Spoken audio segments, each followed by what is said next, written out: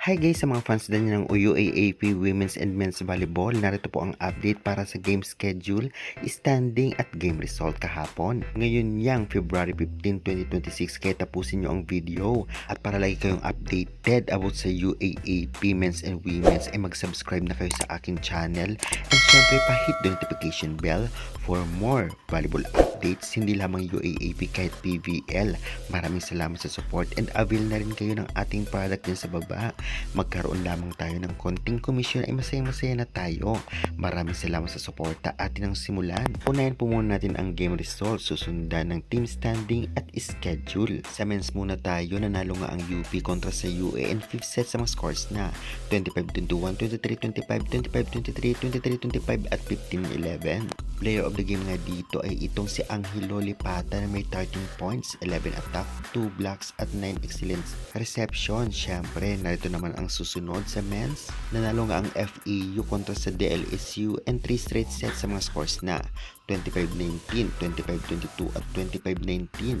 Player of the game nga dito ay si Drix Saavedra. 16 points, 14 attack at 2 blocks. Samantalang syempre sa women's naman tayo, nanalo nga ang UP kontra sa UE and 4 sets sa mga scores na 25-12, 25-9, 21-25 at 25-19. Player of the game ay si Era Jaboneta or Haboneta na may 14 points, 13 attacks, 1 ace at 5 excellent digs. Samantalang sa DLSU versus FEU, nanalo nga ang DLSU in 3 straight sets sa mga scores na 25-19, 25-14 at 27-25. Player of the game ay si Shibana Lapot na may 23 points, 20 galing sa attacks, 2 blocks, 1 ace at 5 excellent picks. At ito naman ang team standing sa women's volleyball sa UAAP.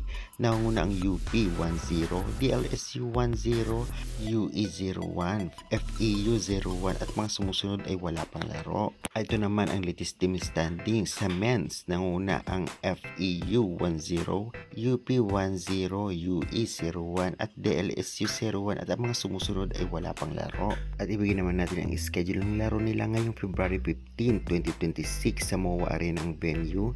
Ito ay sa men's volleyball 9 AM, Adamson vs Ateneo 11 AM, Enyo vs UST.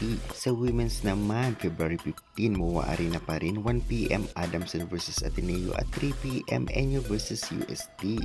Kaya guys, ay na mga update natin sa UAAP Season 88. Kaya mag-subscribe na kayo para lagi po kayong updated sa anumang latest sa kanila. Kaya guys, hanggang muna po ang ating video. Maraming salamat sa support and God bless and good luck na lamang.